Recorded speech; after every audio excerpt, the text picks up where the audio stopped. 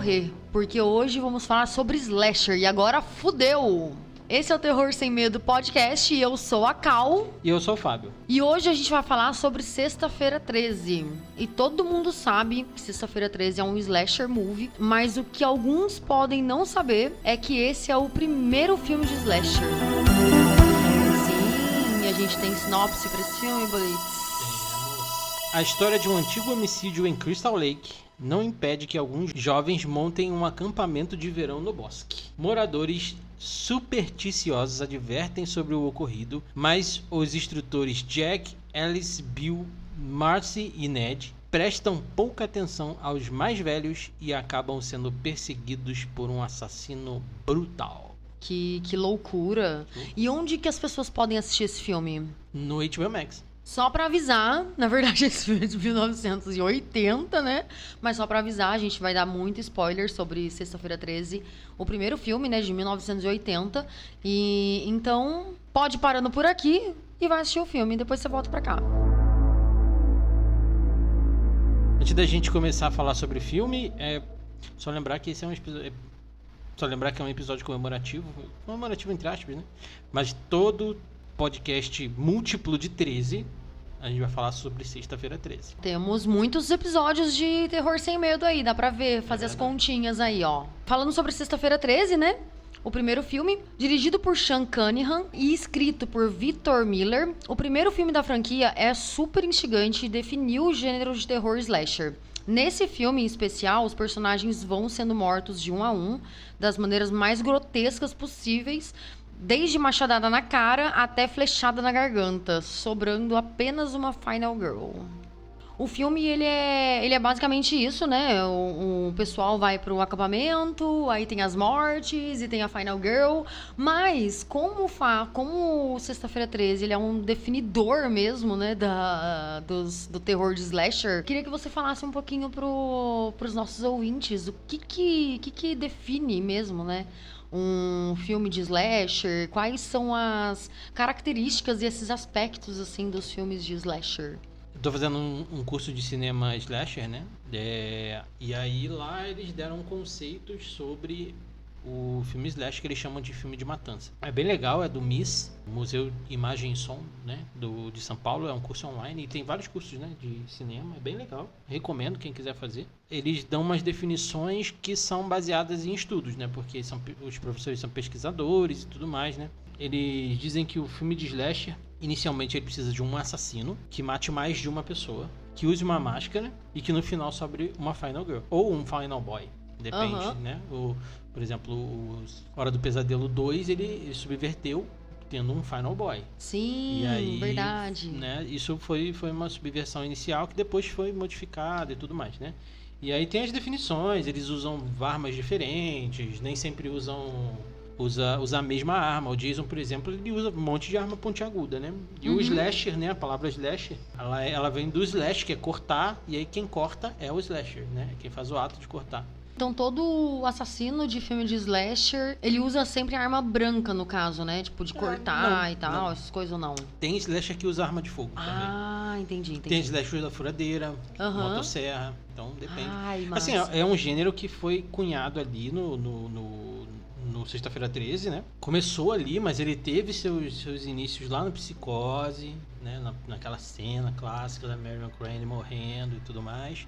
Pra quem não conhece, só dá uma pesquisadinha aí, morte da Marion Crane. É aquela cena que faz o... É isso, exatamente. E aí teve o Halloween, que também foi os inícios ali. O Halloween ainda não é considerado um slasher, depois ele se torna um slasher, né? O Halloween 2 ele sai depois do primeiro Sexta-feira 13. Então ele é mais baseado na Sexta-feira 13 do que no próprio primeiro Halloween.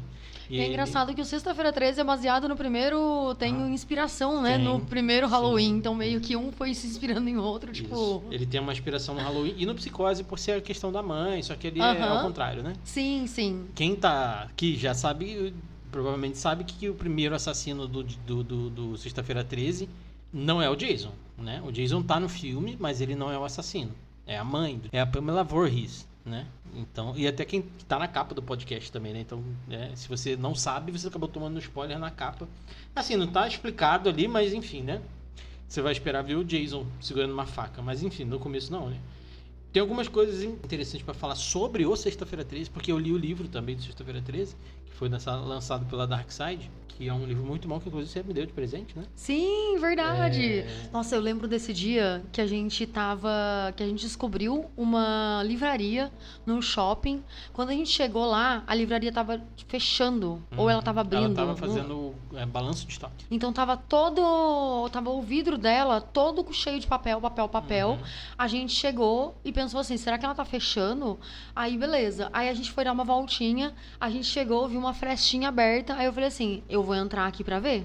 Aí eu entrei, e aí foi ali que a gente comprou o livro. Sim. E tem uma edição que tem uma capa especial, né? Sim. Que fala do primeiro filme, mas tem a máscara do Jason, né? A máscara do verdade. Jason aparece no terceiro filme, mas enfim, né? Mas eu acho que se o livro ele tivesse a cara da Pamela Voorhees, talvez não tivesse ele tanta... Tá pra vender, né? Então, verdade. Ele lá, ele fala... não é um livro de conto, né? Ele não era uma romantização. Ele conta os bastidores do filme, que é muito legal, assim, porque é um filme muito de baixíssimo orçamento, assim. O Sean Cunningham, ele foi na Variety, que é uma revista super famosa, que fala sobre lançamentos de filme. Na época, em 1980, também ela já existia, ela existe até hoje. Hoje é um site, não é mais uma revista. E ele comprou uma página inteira da revista falando que ia ter um filme Sexta-feira 13, um filme de terror e tudo mais. E ele fez isso sem ter roteiro, sem ter dinheiro, sem ter porra nenhuma. Caramba, gente. Foda, né? Uhum. E aí, cara, deu no que deu. Assim, é legal que o Sexta-feira 13 ele tem mão até do Wes Craven. São pequenos toques assim que o Wes Craven... O Wes Craven é quem dirigiu o Hora do Pesadelo. O Sean Cunningham e o Wes Craven, eles eram amigos e eles fizeram um trabalho juntos, um produziu o outro. O Sean Cunningham, ele não é um diretor de filme tão fodão assim quanto o Wes Craven. Ele só foi um bom criador de criar ali o que acontece no filme. Tanto que o Jason futuro, com a máscara, não tem mãos do Sean Cunningham. Uhum. Então... É engraçado porque esse filme era pra ser um filme só, né? Era pra ser um filme só. Só que fez um tanto sucesso, né? Que a gente viu lá. Ele foi com... O orçamento do filme era 550 mil dólares. Uhum. E na primeira semana já fez 60 milhões de dólares. Sim, ele foi um blockbuster. As pessoas faziam fila pra assistir o filme. Gente, o filme pegou... que doideira. O filme ele pegou sessão de cinema em cinema que não passava filme de terror, sabe? Ele era pra passar em cinema marginal, cinema que passava pornô, sabe? Então, ele tem essa questão meio marginal, assim. É bem interessante ler o livro, saber das coisas. Lá tem muito mais coisas, conta todos os bastidores do filme, mostra bastante de como foi feita a maquiagem, porque tem o Tom Savini, que é um cara fodão de maquiagem do cinema, né? Ele fez as maquiagens do... Madrugada dos Mortos. Madrugada dos Mortos. Ele é um cara super conceituado. Tipo, cara, você vê as mortes do filme, assim... Hoje a gente vê em HD, dá pra ver a pele, numa pele diferente. Cara, mas, porra... A morte do Kevin Bacon é foda, cara. Ele é atravessado na sua cara, velho. É incrível. Imagina... E os efeitos lá, eles são todos efeitos práticos, né?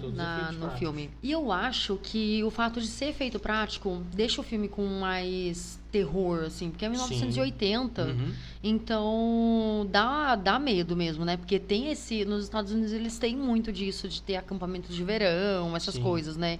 Imagina naquela época você mandar a filha pro acampamento de verão depois disso. Foda. Eu não mandaria, não. Porque ele é um filme de vingança, né, cara? Ele é uma vingança, tipo, cara, aconteceu uma parada lá e a mãe vai se vingar sobre aquilo. Exatamente, né? Então, exatamente. E eles usam armas que podem ter num acampamento, sabe? Sim. Facão. Ela usa tudo, né? E tem algumas coisas engraçadas sobre a Pamela, que eu até falei enquanto a gente tava assistindo, né? Que todas as cenas, menos a cena final, não é ela. É o Tom Savini. É verdade. Né? Ai, é o verdade. Tom Savini dirigindo. Ela era uma super estrela na época. Ela fazia novela, fazia um monte de filme e tal. E ela era a senhorinha boazinha de todos esses filmes.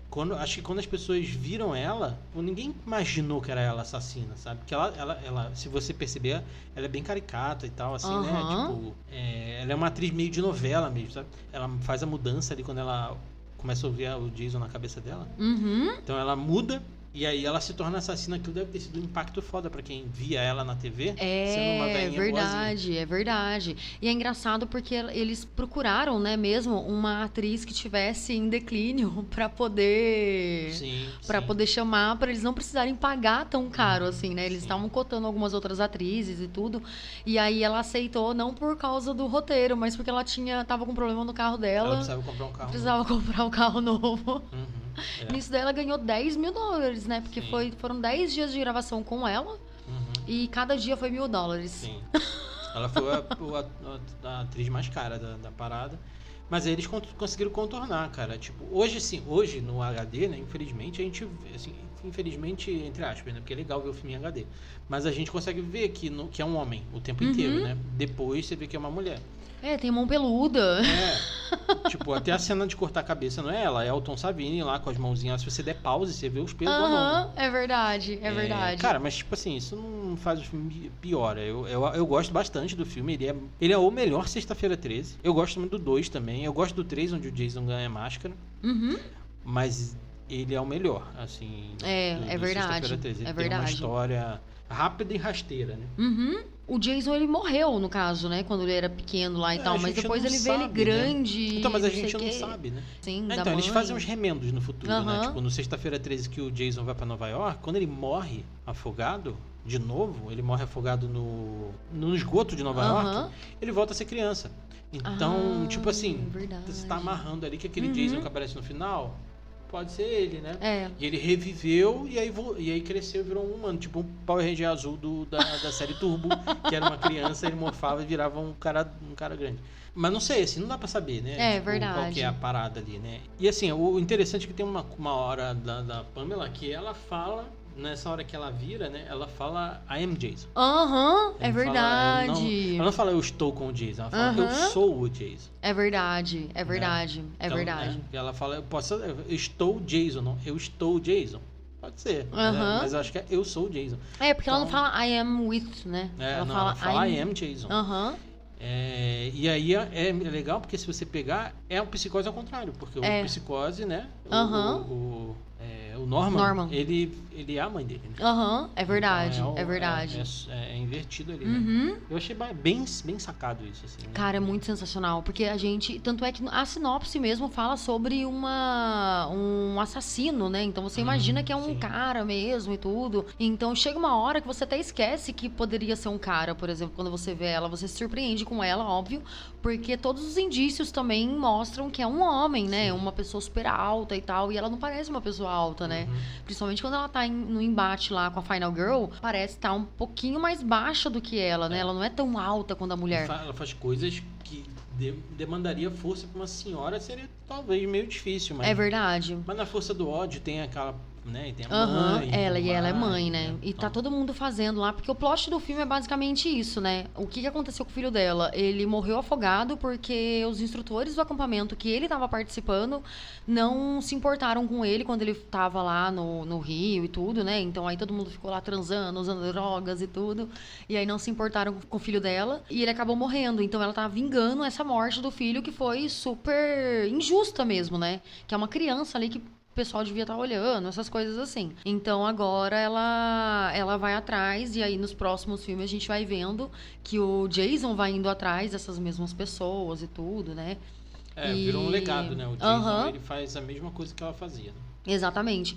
Nos filmes de slasher também tem isso, né? Desse lance do puritanismo, essas coisas, né? Muito, O filme slasher, ele é um filme conservador pra caralho.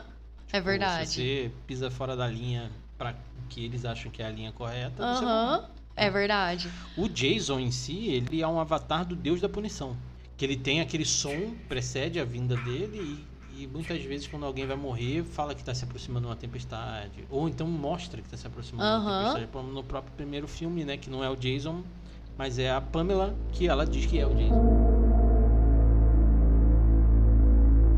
E é engraçado você falar sobre a questão dela ser uma senhorinha, né? Tipo, é uma senhorinha e tudo. E óbvio, né? Tem a questão dela ser a mãe e ela ter aquela força de uma mãe que tá querendo vingar a morte do seu filho e tudo.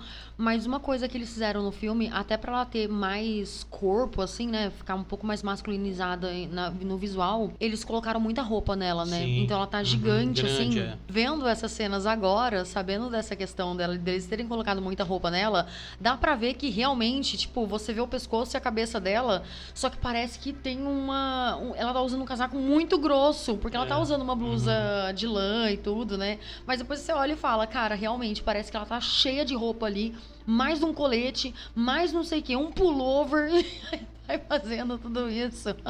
Ação ali Aham. que dá criatividade pra fazer certas coisas. Exatamente. Então isso mostra que ela pode ser uma pessoa mais forte também, né? Tipo, mais corpulenta e tudo.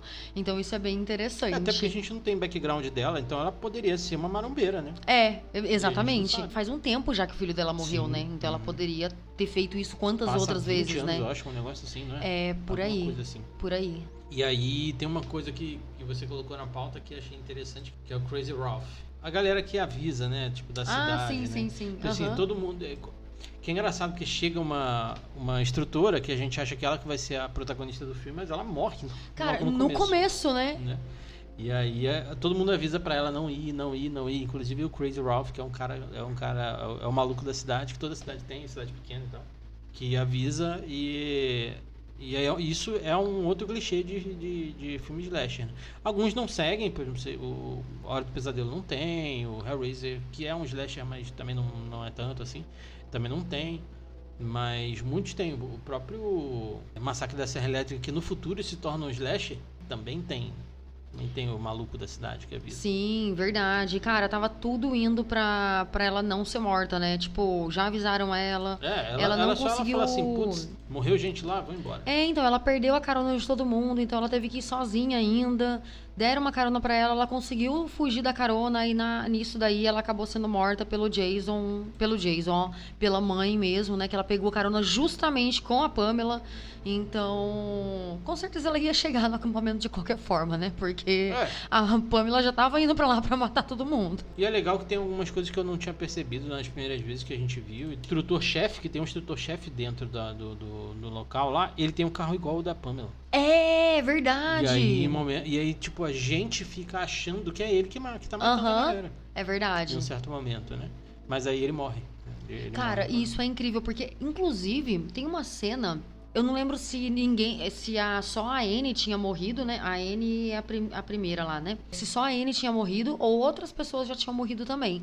Mas tem um momento que tá chovendo e aí ele tem uma personagem que ela tá no acampamento lá, né? Ela tá procurando alguém e ela vê que alguém entra numa das cabanas, né? Porque tem várias cabanas lá, inclusive as cabanas elas têm nome, né? Tipo Chavante, Sêneca, umas coisas assim. Entra numa cabana, assim, e, tipo, parece muito um cara, né? Porque, na verdade, é o Tom Savini. E aí, é engraçado, porque você vê um cabelinho preto lá entrando. E quando você lembra do cara que dirige lá, o líder lá, né? Do acampamento e tudo. Cara, ele tem o cabelinho enrolado também. E preto. E você olha assim e fala, então é ele. É ele que tá matando a galera. Sim. Porque é estranho, o cara tá com a mesma roupa do pessoal, da pessoa que tá matando. Aí é isso. E na verdade é tipo o ator que faz, então seria teoricamente ela mesmo que estaria entrando ali, né? Eles dão indício de que pode ser até o policial e tal. É também, verdade. Né? Tipo, mas depois, né, a gente vê quem é, né? Logo a gente vê só no final, né? Bom, e aí a gente chega na morte da Pamela Voorhees, que ela perde a cabeça, né? Literalmente. E a gente não sabe como que ela... eu não lembro se é um facão e tal, né? Mas acho que é com uma porrada na cabeça. Então, eu acho que porque como a gente tava assistindo, eu lembro que elas estavam lutando loucamente, assim. Desde da cabana lá no meio do acampamento, essa luta ela meio que foi andando até a beira do lago mesmo, né? Do rio, do lago. Cara, elas começam a lutar. Tem uma hora que a Pamela pega a cabeça da Alice e começa a bater no chão, assim, bate 3 vezes, tipo, pá, pá, pá. Na terceira vez, inclusive, ela coloca a mão, assim, na testa. Eu acho que ela não tava... Mas só que o chão parecia meio fofinho, né? Ai, mas é areia molhada, velho. É areia verdade, molhada né? é foda, cara. É verdade. Então, e o pior é que, cara, tudo são as próprias atrizes, né? É porque tudo. eles não tinham grana pra dublê, né? Uhum. Então, e assim, eu achei até interessante Betsy Palmer, que é a Pamela Voorhees, ter feito as cenas, né? Já que ela era uma senhora e tal, né?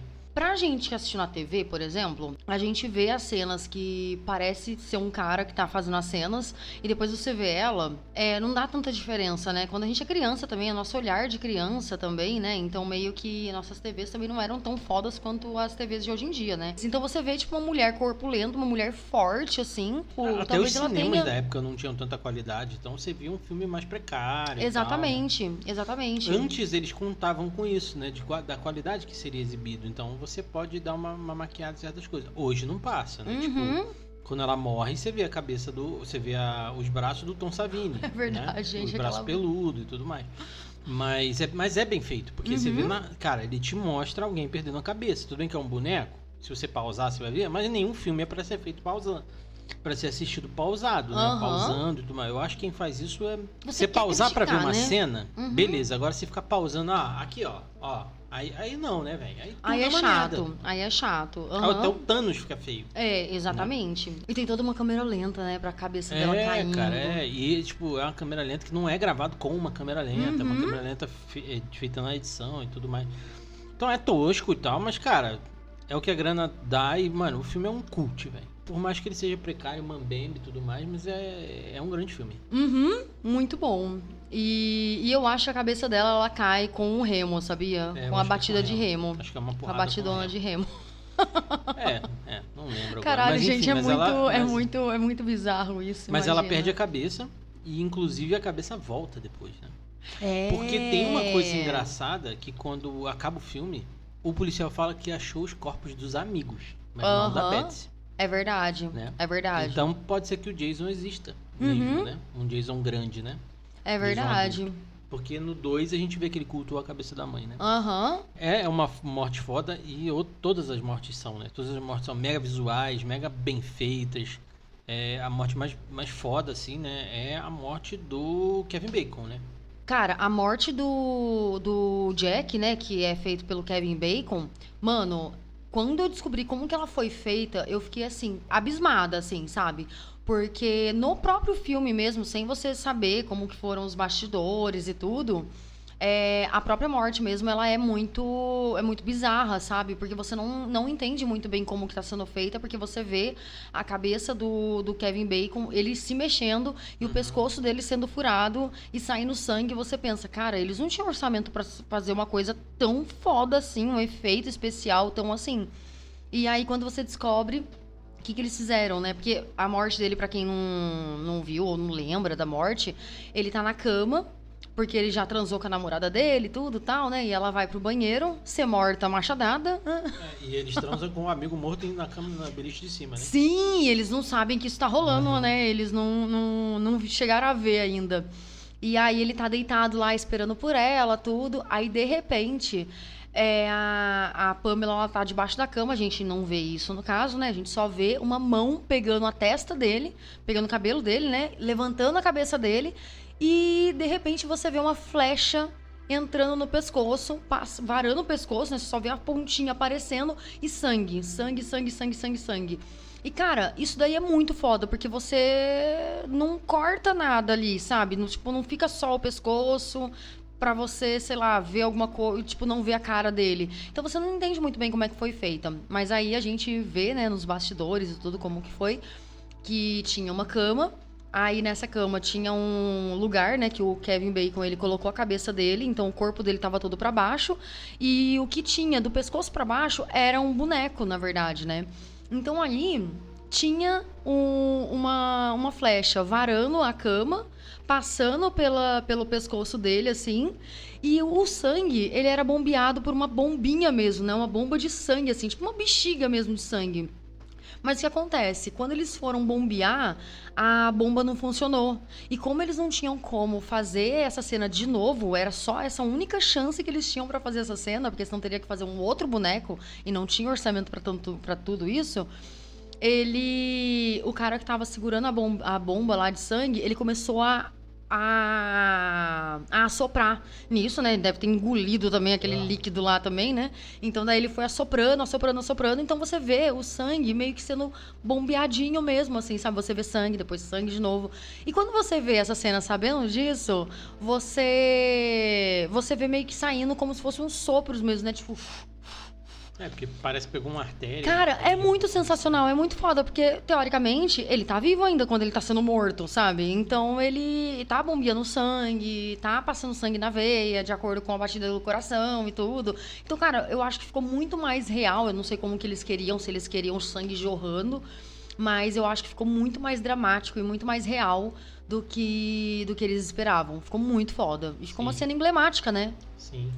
Pra mim só perde pra duas mortes que tem na Hora do Pesadelo, que é a morte da primeira morte, né? O quarto virando, que eles fizeram um quarto mesmo que vira, e a morte do Johnny Depp, que ele é engolido pela cama, que é sensacional. Aquilo foi filmado de cabeça pra baixo. Puta, cara, é incrível aquilo. Com orçamento, claro, assim, a gente vê, várias outras cenas fodas em outros filmes e tudo mais, mas se você contar o orçamento e versus o que ele podia fazer, então...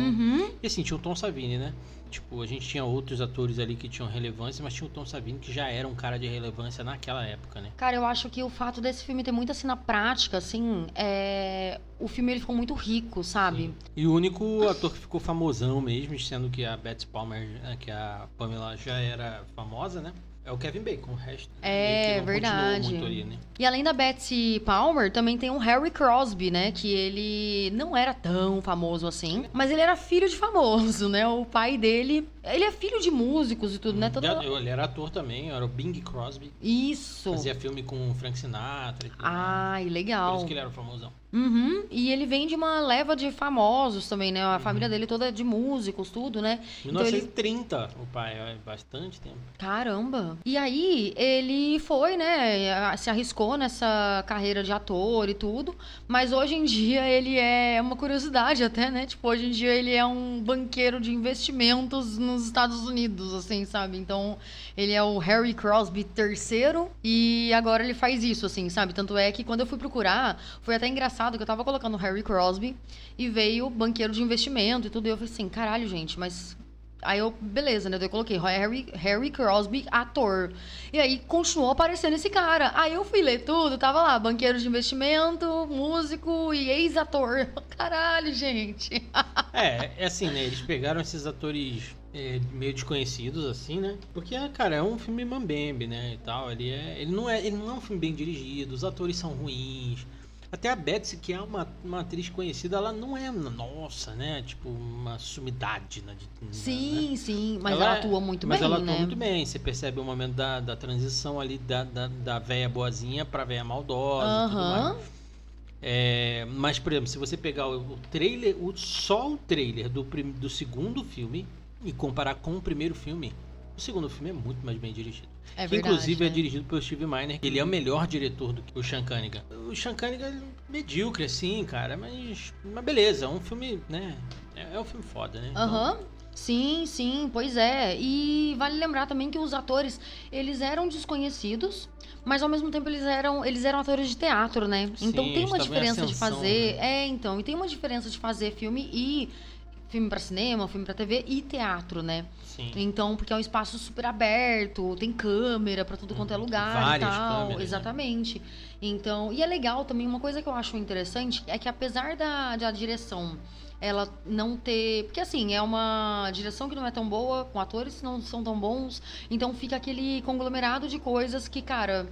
A história, ela é muito foda, então isso que eu acho massa demais, tipo, a questão da história, ela conseguir levar o filme, sabe? Criar atenção e tudo. O filme, ele cria essa atenção pra gente, né?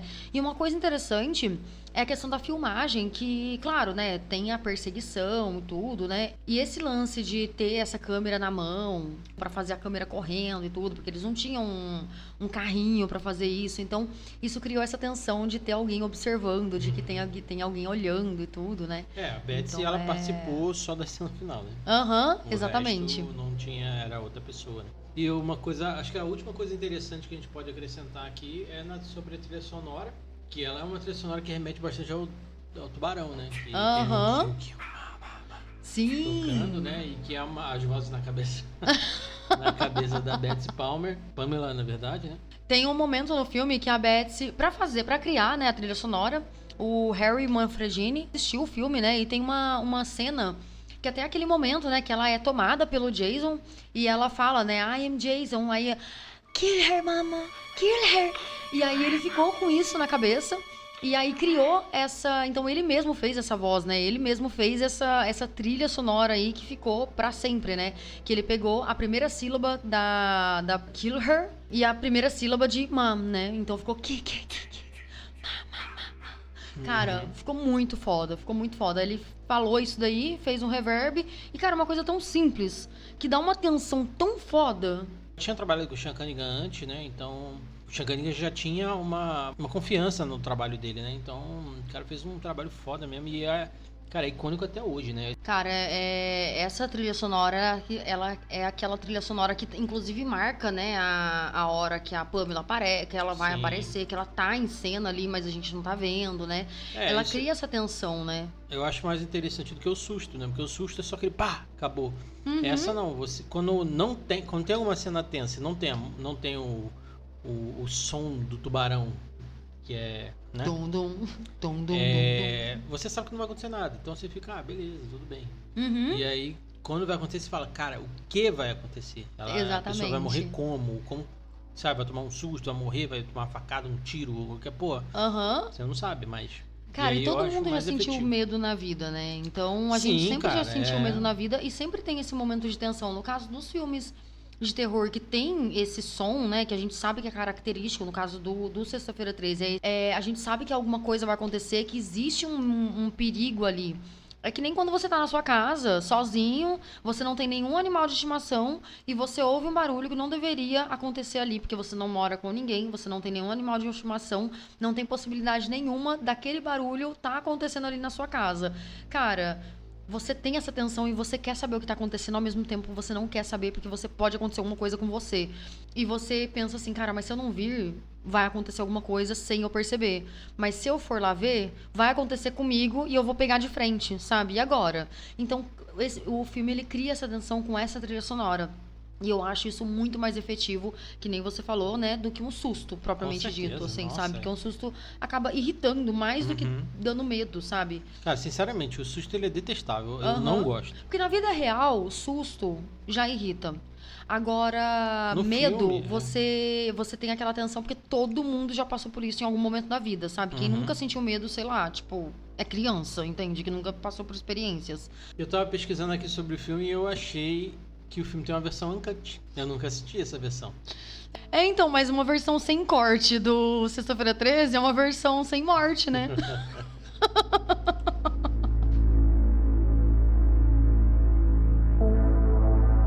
Antes só da gente ir pro finalzinho, a gente já tá chegando no final na hora das notas, tem uma coisa interessante que a cena final, ela foi a última cena gravada. Isso não acontece, o filme não é gravado geralmente na ordem que ele é exibido, né? Mas nesse caso foi gravado com o último centavo de budget que o filme tinha, né? Esse último centavo de grana que o filme tinha pra usar. A menina, que é a Alice, né? A atriz que é a Alice, ela ficou num bar 4 horas esperando o momento certo, porque o filme ele é um filme espelhado, né? O lago, ele serve como um espelho em muitos momentos. Pra você ver uma versão distorcida do que tá se passando, na verdade, em cima, né? Caralho, gente, que então, foda. Eles esperaram o momento exato pra que ficasse uma cena bonita, uma cena agradável, porque você olha, é uma cena agradável, ela tá no meio do bar, cara, tem uma tá musiquinha, uma né? Tem música gostosa, uma trilha gostosa. Parece aquele dia gostoso, você acorda de manhã cedinho, tá aquela brisa deliciosa do dia, aquele sol meio frio, assim, sabe? A paisagem é bonita também, né? Exato. E, cara, ela tem o passou espelho por... d'água, né? Então, Ela passou por maus bocados Sim. também antes, né? Então, nossa senhora, E é mais uma- que merecido. E é uma cena inspirada no Carrie a Estranha, né? Que é um filme que no final te dá um puta susto. E eles fizeram exatamente a mesma coisa. Tipo, exatamente a mesma coisa. Não tem nem, tipo, tirar nem pôr, né? Aham. Não, é tipo assim, praticamente foi inspirado. Foi Praticamente. chupinhadaço mesmo, porque ela tem esse susto e logo depois ela acorda numa cama de hospital com roupa branca gritando. Que é a mesma coisa que acontece em Carrie a Estranha. Sim. E a nota pra esse filme, Bolitz? 4,5. Esse 4,5. filme é um 4,5. Uhum, beleza. E a sua nota? A minha nota é 5. Olha aí. Esse é meu filme de nota 5. Assim como você tem o seu filme de nota 5, que ainda vai vir aqui. Esse Em é breve, o meu vem filme esse nota ano. 5, assim como qualquer outro filme bom, porque eu sou boazinha. Vem esse ano. Bom, então a nossa média é 4,75. É o nosso segundo 4,75. Então ali tem 2 filmes ali, ó. Brigando pelo primeiro lugar. Olha aí, olha aí. Quero ver no seu filme 5. Eu acho que eu vou colocar uma nota menor também pra ter um dia um filme em primeiro lugar. Brincadeira. E esse filme, Bolitz, ele é um terror com medo ou um terror sem medo? Eu acho um terror com medo. Apesar, é um medo nostálgico, né? Porque assim, Aham. não dá medo e tal, mas quando eu era criança eu tinha medo. Sim, é um medo com tensãozinha ali, né? E onde que as pessoas podem ficar tensas com a gente? Elas podem ficar tensas ouvindo a gente no Spotify, no Anchor, no Amazon Music, no Castbox, no Google Podcast, ou então só procurar por Terror Sem Medo no seu agregador de podcast preferido. E as pessoas podem encontrar a gente também no nosso Instagram, no @Terror Sem Medo 13, tudo junto e 13 numeral. E pelo nosso e-mail. Que é o terrorsemmedo13@gmail.com. E por favor, dê 5 estrelas para o nosso podcast, né? Para que mais pessoas conheçam a gente.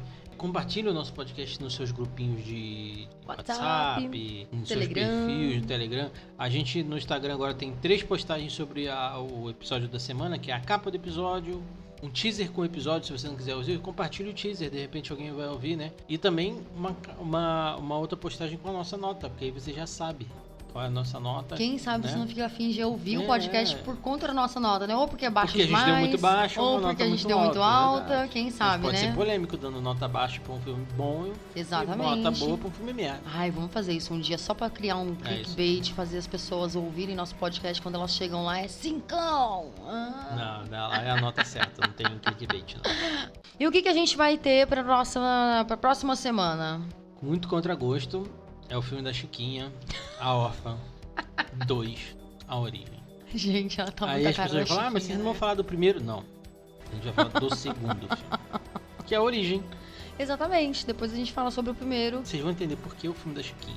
E até o próximo Terror Sem Medo e... Killer, mami! Killer!